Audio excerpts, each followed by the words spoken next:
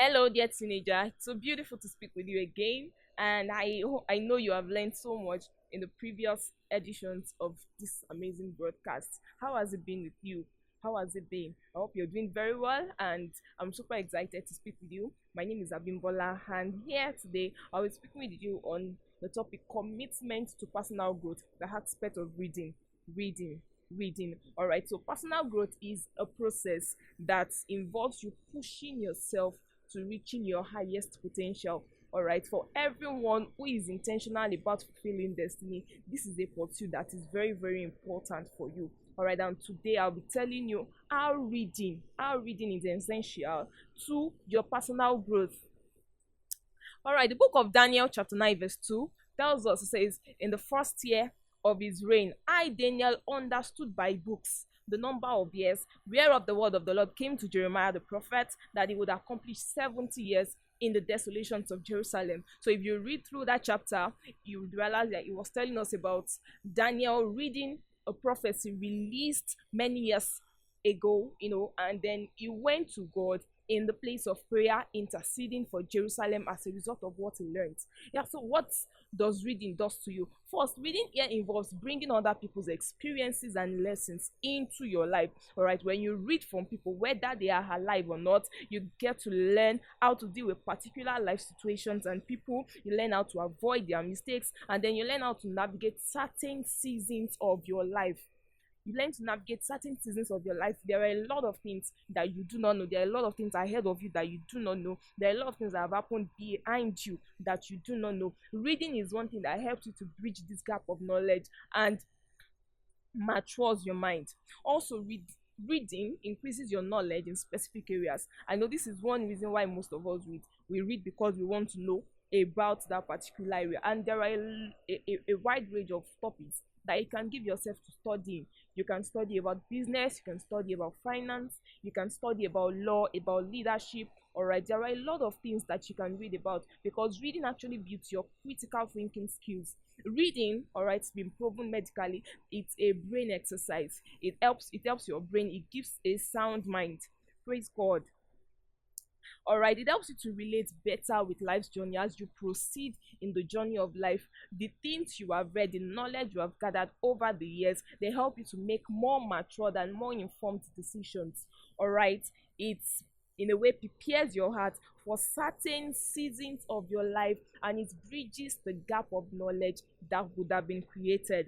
It builds your social and communication skills, and it gives you a wider perspective about people and about places. All right, the things you have learned, the things that you know by books, they form the principles, they form your convictions, they form the basis for your life, the reasons why you do the things you do, the reasons why you say the things you say, the reasons why you make the decisions you make. Reading increases your mental capacity and makes you to make better decisions for yourself.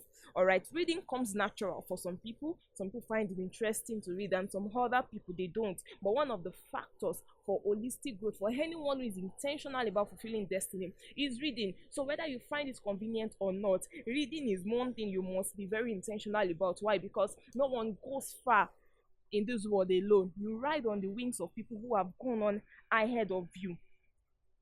You commit to people and to things because you feel the need for them. All right, so you must desire and want to learn about a topic before you go on. This can help by reading books that meet specifics, that is, reading books on topics that addresses specific needs in your life at that point in time. All right, reading also requires a lot of intentionality. You must be intentional. You must really, really be intentional.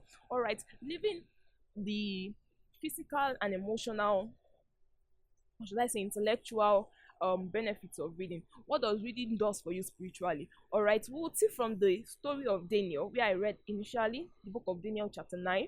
Daniel, he read a prophecy that God had given to Jeremiah 87 years before.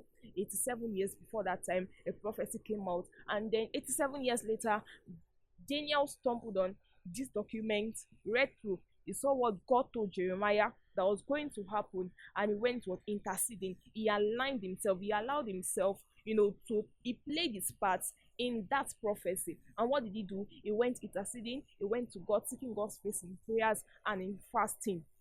Now, how many more things are you supposed to give yourself to? How many more things are you supposed to exempt yourself to, exempt yourself from, exempt your generation, your lineage from, that you do not even know because you did not read? Giving yourself to knowledge and facts about history, politics, world wars, they are very, very important, because if you do not know where you are coming from, it will be hard to know where you are going to. If you are an African, if you're an American, you're an Haitian, from wherever part of the world that you are, and you want to make a mark on your continent, if you do not know the history of the continent, you can't provide solution. Why? For you to project the future, you must know first where the problem started from. That is what reading does for you. That is what reading does for you. So now, how do you read? There are specific guides I will be listing out on how you should read, how to make a culture, how to make a pattern from reading. So first, you should schedule a time to read. Reading is actually a very easy task to put off, because there is often no exact time to read, except if you have an exam coming up and then you know that you have a deadline to face. But aside that, reading for personal development, you exactly don't have a time to do that. So you must schedule the time to read. You must schedule, you must, as you plan your day, include the time to read, an hour, 2 hours, the particular book you want to read. And also set yourself up for success by picking a specific location to read. All right, don't just assume that anywhere or anytime is good for reading. Pick a specific location. If it's good if you can have a library. If it's in your room, you can have a table and a chair, somewhere convenient, somewhere comfortable, that will keep your mind off distraction. A place you know that when I get here, my heart is set on reading. Choose and use a specific reading strategy. We do not all read and understand the same way. Know what is best for you. Choose a beautiful reading strategy. Monitor your comprehension. Be sure to know that you understand what you're reading. All right, and you take notes as you read. Take notes as you read. Take notes as you read. You can have a small jotter where you journal the things that you have learned.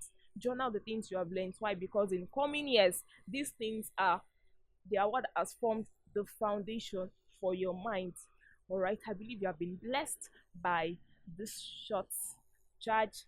All right, I am glad again to speak with you. My name is Abimbola, and see you again in other episodes. Bye.